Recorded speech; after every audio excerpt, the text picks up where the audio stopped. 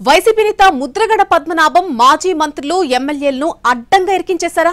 ఎన్నికల సమయంలో విసిరిన సవాల్కు అనుగుణంగా పేరు మార్చేసుకున్నారా? ముద్రగడ పేరు మార్పు ఎఫెక్ట్ వైసీపీ నేతల్లో ఎవరిపై పడబోతోంది? ముద్రగడ నిర్ణయంతోనైనా సవాల్ విసిరిన వైసీపీ నేతలంతా మాట మీద నిలబడతారా? లేదంటే తూచ్ మేమలా అనలేదు అంటూ తప్పించేసుకుంటారా? ఆ ముగ్గురు నేతల పరిస్థితి ఎంకి పెళ్లి సుబ్బి చావుకొచ్చిందన్నట్టుగా తయారైందా?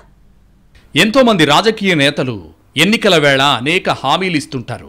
ఇంకొందరు ప్రత్యర్థులకు సవాళ్లు విసురుతుంటారు. ప్రత్యర్థి పార్టీ నేతల సవాళ్లకు కొందరు అదే స్థాయిలో కౌంటర్లు ఇవ్వడం కామన్.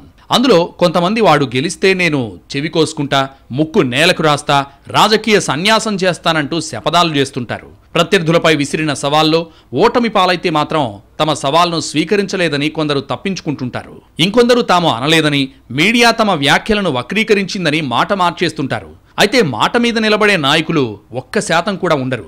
మాజీ మంత్రి కాపు ఉద్యమ నేత ముద్రగడ పద్మనాభం మాట మీద నిలబడ్డారు. పిఠాపురం నియోజకవర్గంలో పవన్ కళ్యాణ్ను ఓడించకపోతే తన పేరు మార్చుకుంటానని ముద్రగడ సవాల్ విసిరారు. ఎన్నికల్లో పవన్ కళ్యాణ్ విజయం సాధించడంతో మీడియా ముందుకొచ్చి సవాల్కు కట్టుబడి ఉంటానని స్పష్టం చేశారు. ఎన్నికల ముందు చెప్పినట్లే పేరు మార్చుకుంటున్నట్లు ముద్రగడ తెలిపారు. దీనిపై గెజిట్ దరఖాస్తు చేసుకున్నారు. దీంతో ఆయన పేరును ముద్రగడ పద్మనాభరెడ్డిగా మారుస్తూ ఏపీ ప్రభుత్వం గెజిట్ నోటిఫికేషన్ జారీ చేసింది. ముద్రగడ పద్మనాభం పేరు మార్చుకోవడంతో అదే పార్టీ నేతల సవాళ్లపై చర్చ మొదలైంది. నోటికొచ్చినట్లు మాట్లాడిన నేతలను టీడీపీ నేతలు టార్గెట్ చేస్తున్నారు. మాజీ మంత్రులు కొడాలి నాని, అనిల్ కుమార్ యాదవ్లు ఎన్నికల ముందు టీడీపీ నేతలకు సవాళ్లు విసిరారు.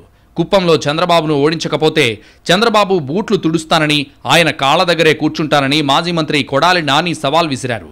చంద్రబాబు నాయుడు కుప్పంలో గెలవడం, ముఖ్యమంత్రిగా బాధ్యతలు చేపట్టడంతో ఎప్పుడూ బూట్లు తుడుస్తావంటూ కొడాలి నానిని ప్రశ్నిస్తున్నారు. పల్నాడు జిల్లా నర్సరావుపేట పార్లమెంట్ నియోజకవర్గంలో ఓటమి పాలైతే రాజకీయ సన్యాసం తీసుకుంటానని మాజీ మంత్రి అనిల్ కుమార్ యాదవ్ సవాల్ విసిరారు. అనిల్ కుమార్ పై టీడీపీ అభ్యర్థి లావు శ్రీకృష్ణదేవరాయలు 1,00,000 మెజారిటీతో విజయం సాధించారు. దీంతో ఎప్పుడు రాజకీయ సన్యాసం తీసుకుంటావని మాజీ మంత్రి అనిల్ను ప్రశ్నిస్తున్నారు.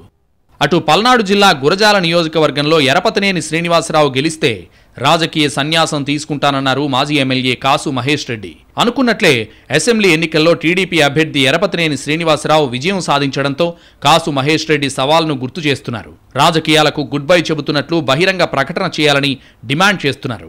ముద్రగడ పేరు మార్చుకోవడంపై సోషల్ మీడియాలో రకరకాలుగా పోస్టులు పెడుతున్నారు.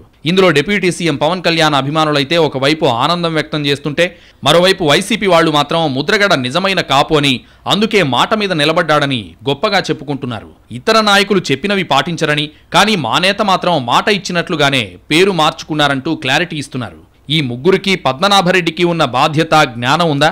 పిట్టల దొరల్లా ఊకదంపుడు ఉపన్యాసాలకే పరిమితమవుతారా? లేదంటే ఇచ్చిన మాట ప్రకారం మాట మీద నిలబడతారా లేదా అన్నది ఆసక్తి రేపుతోంది.